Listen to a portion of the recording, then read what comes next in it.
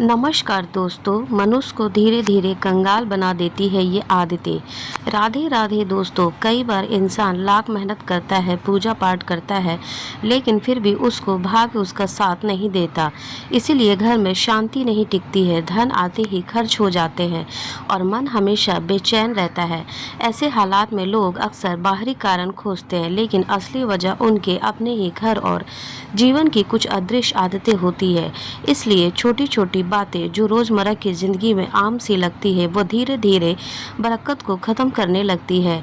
लेकिन दरअसल कुछ आदतें ऐसी होती है जो मनुष्य की तरक्की को रोक देती है, शुभ ऊर्जा को बाहर कर देती है और दरिद्रता को बुला देती है। ये आदतें न सिर्फ घर की पवित्रता को खंडित करती है, बल्कि आत्मिक संतुलन को भी बिगाड़ देती है। इन्हें पहचानना और त्याग देना भी सौभाग्य का मार्ग होता है। आज मैं इस वीडियो में आपको बताऊंगी कि मनुष्य को कौन सी आदतें धीरे धीरे कंगाल बना देती है।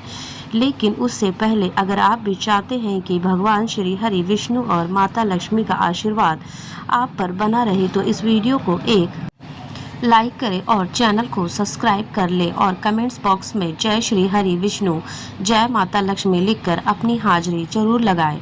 तो चलिए जानते हैं कि मनुष्य को कौन कौन सी आदतें धीरे धीरे कंगाल बना देती है। नंबर 1, गंदगी। गंदगी केवल शरीर या स्थान की अशुद्धता नहीं होती, यह धीरे धीरे भाग्य को भी मालिन करने लगती है। इसलिए जिस घर में साफ सफाई नहीं होती, वहाँ धीरे धीरे संतुलन बिगड़ने लगता है और वहाँ पर कलह बढ़ता है, स्वास्थ्य गिरता है और सुख शांति दूर भागती है। इसीलिए सुबह देर तक बिस्तर फैला कर रखना, रसोई में जूठे बर्तन जमा रहना, घर के कोनों में जाले लगा रहना, ये सब संकेत होते हैं कि उस स्थान की ऊर्जा थमी हुई है।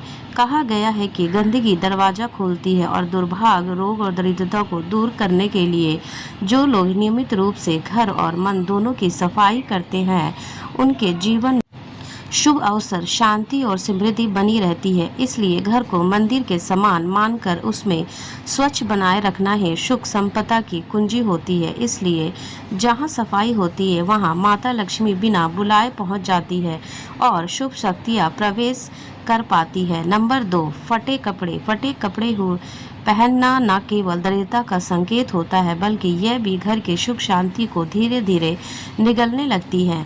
ऐसा कहा गया है कि जब कोई व्यक्ति फटे वस्त्र में रहता है, तो उसके चारों ओर एक प्रकार की विषैली ऊर्जा सक्रिय हो जाती है, जो न केवल उसके आत्मसम्मान को गिरती है, बल्कि धन की देवी भी उस स्थान से दूर बना लेती है। इसीलिए घर में यदि कोई सदस्य जानबूझकर फटे पुराने कपड़े पहनता है, तो वह अपने भाग्य के दरवाजे स्वयं ही बंद कर लेता है और वह ये आलस और दुर्भाग्य को बुलाने का कारण भी माना जाता है। इसीलिए शुद्धता और शुद्धता के लिए नए या साफ सुथरे वस्त्रों का चयन करना ही कल्याणकारी होता है। जो व्यक्ति सुबह स्नान कर साफ वस्त्र पहनता है, उससे व्यक्तित्व में तेज होता है और उसके जीवन में धीरे धीरे उन्नति के मार्ग खुलते हैं। इसीलिए आपको फटे कपड़े नहीं पहनने चाहिए। नंबर 3, पैर हिलाना। पैर हिलाना एक ऐसी आदत है जो देखने में तो मामूली लगती है, पर इसके पीछे गहरा आध्यात्मिक प्रभाव छिपा होता है। ऐसा माना गया है कि जब कोई व्यक्ति अनजाने में बार बार पैर हिलाता है, तो वह अपने जीवन की स्थिरता को खुद ही डगमगा रहा होता है। इसलिए यह आदत न केवल मानसिक चंचलता का प्रतीक मानी जाती है, बल्कि इससे लक्ष्मी का अपमान भी माना जाता है। इसलिए कहते हैं कि जो व्यक्ति पैर हिलाता है, उसका धन धीरे धीरे घर से निकलने लगता है और बरकत की जगह खर्चों का साया बढ़ जाता है। इसीलिए घर या मंदिर में बैठे बैठे पैर हिलाना विशेष रूप से अशुभ माना जाता है, क्योंकि इससे ऊर्जा और शांति भंग होती है और ध्यान या पूजन में बाधा आती है। जो अपने शरीर पर नियंत्रण नहीं रख पाता, वह अपने भाग पर भी नियंत्रण नहीं रख पाता है। इसलिए आपको कभी भी पैर हिलाना नहीं चाहिए। नंबर 4, नाखून चबाना। नाखून चबाना सिर्फ एक बुरी आदत ही नहीं, बल्कि ऊर्जा और व्यक्तित्व दोनों को खोखला करने वाली क्रिया मानी जाती है।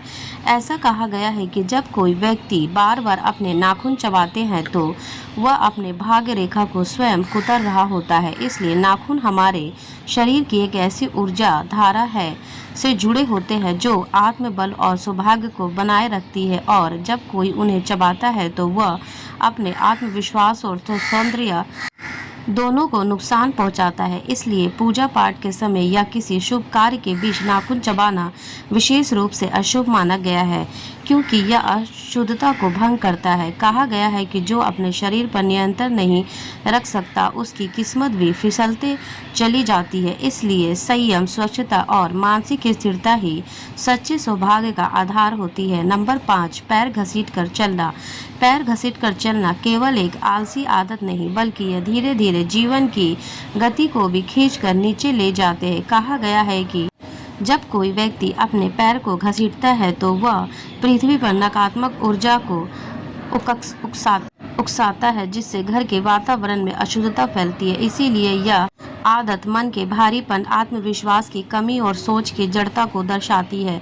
इसीलिए ऐसे व्यक्ति के जीवन में तरक्की की रफ्तार धीमी हो जाती है और कार्यों में रुकावट आने लगती है। जो तेज, ऊर्जावान और उत्साही चाल में चलते हैं, उनके आसपास सकारात्मक कंपनता उत्पन्न होती है, जो उन्हें लक्ष्य तक पहुंचाने में सहायता करते हैं। पैर घसीटना केवल दूसरों को परेशान करना नहीं होता, ये खुद की ऊर्जा को नीचे गिराना होता है।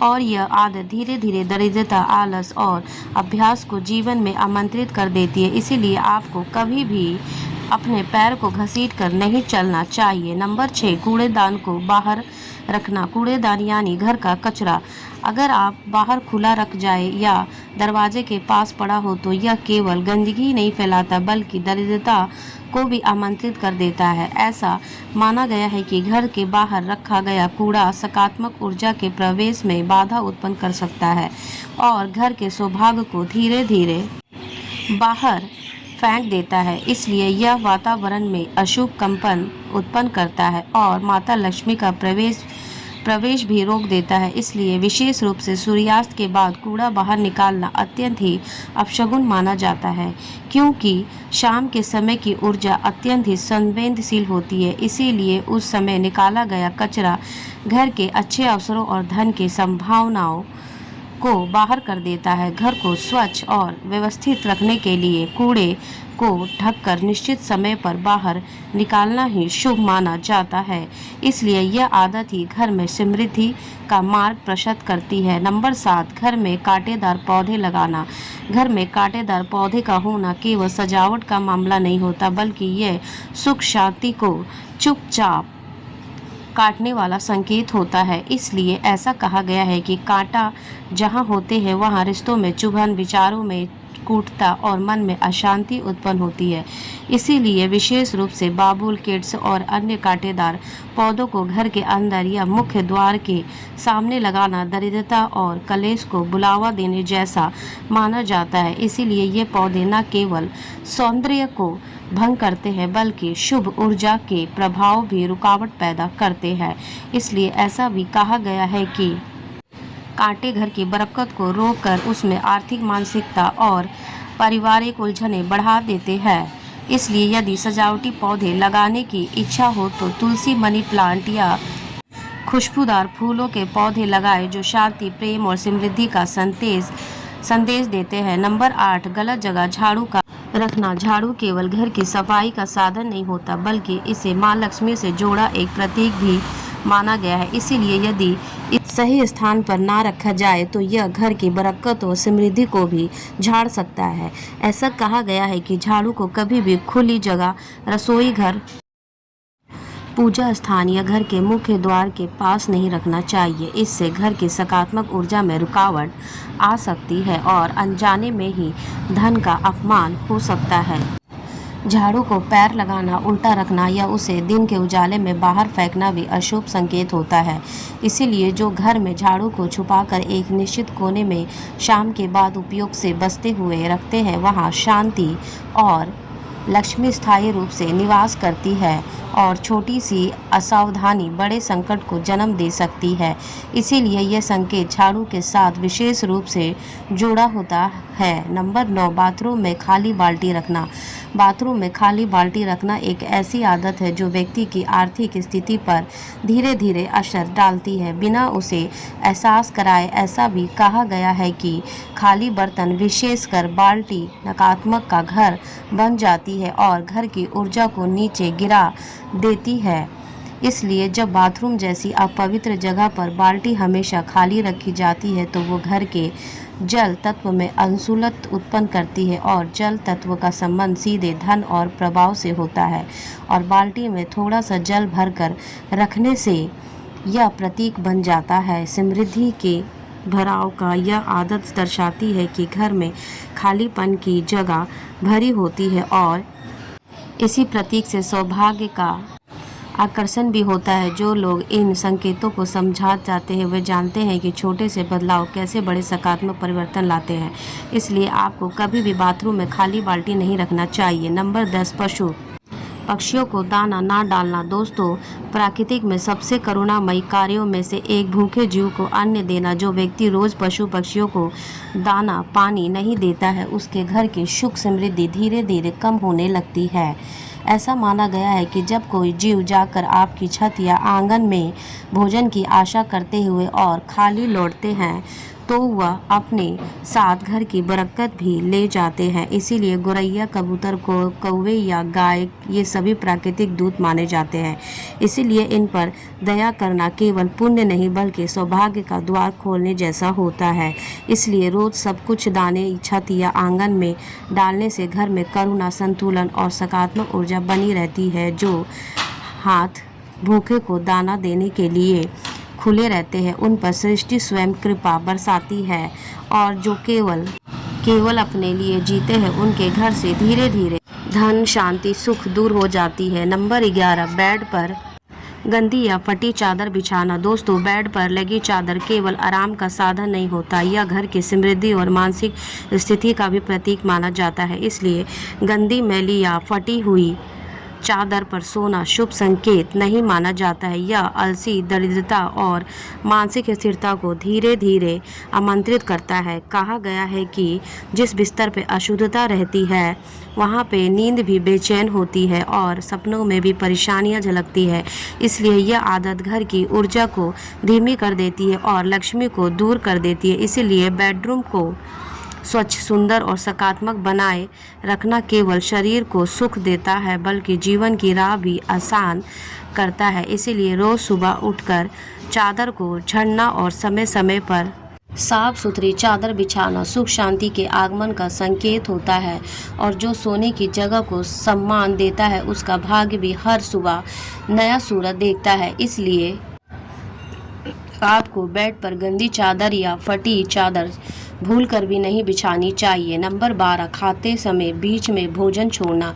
भोजन को देव तुल्य माना जाता है और उसे अधूरा छोड़ देना सीधे अन्न का अपमान भी माना जाता है। इसीलिए ऐसा कहा गया है कि जब कोई व्यक्ति कारण भोजन को बीच में छोड़ देता है तो वह अपने भाग को अधूरा छोड़ देता है। इसीलिए अन्न में देवी स्वरूप वास भी होता है और उसका तिरस्कार करने से घर में अन्न की कमी, असंतोष और दरिद्रता प्रवेश कर जाती है। इसीलिए यह आदत मन की चंचलता और जीवन में अस्थिरता का प्रतीक भी बन जाती है। जो लोग भोजन की थाली अधूरा छोड़ देते हैं उन्हें कार्यों में भी अधूरापन आने लगता है। इसीलिए भोजन को पूरी श्रद्धा, एकाग्रता और सम्मान के साथ ग्रहण करना आत्म और तन दोनों के लिए कल्याणकारी होता है। इसीलिए जो अन्न का आदर करता है उस पर प्राकृतिक कृपा बरसाती है और जो उसे अनदेखा करता है उसके जीवन में धीरे धीरे तृप्ति भी दूर हो जाती है। नंबर 13, खाना खाकर बर्तन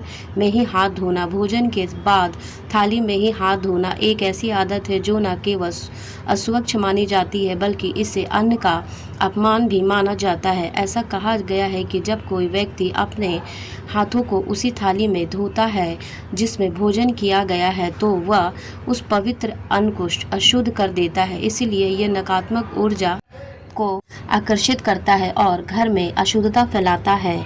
इसीलिए अन्न को देवता का स्वरूप माना जाता है और उस पर जल गिलाकर उसे नाली की ओर बहाना दरिद्रता को आमंत्रण देने के समान होता है। इससे घर की लक्ष्मी धीरे धीरे रूठ जाती है और घर की बरकत में भी कमी आने लगती है। जो व्यक्ति अन्न को सम्मान देता है और भोजन के बाद सही स्थान पर जाकर हाथ धोता है उसके जीवन में संतुलन, तृप्ति और समृद्धि का वास बना रहता है।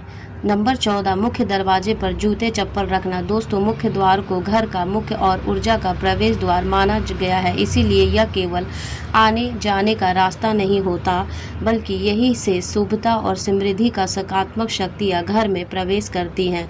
और यदि इसी स्थान पर गंदे जूते चप्पल बिखरे हो तो यह शक्तियाँ अपमानित महसूस करती हैं और लौट जाती हैं। ऐसा माना जाता है कि मुख्य द्वार के पास फैला हुआ जूता दरिद्रता, कला और रोग को आमंत्रित कर देता है।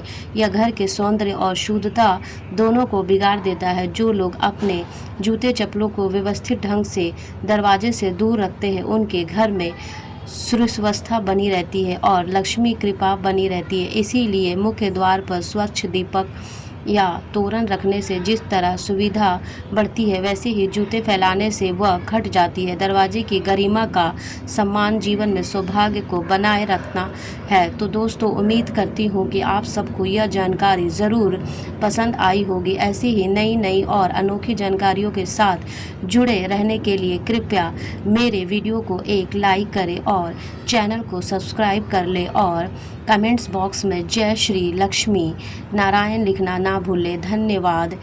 फिर हम मिलेंगे नेक्स्ट वीडियो में ऐसे ही नेक्स्ट टॉपिक के साथ। वीडियो देखने के लिए आपका बहुत बहुत शुक्रिया और धन्यवाद।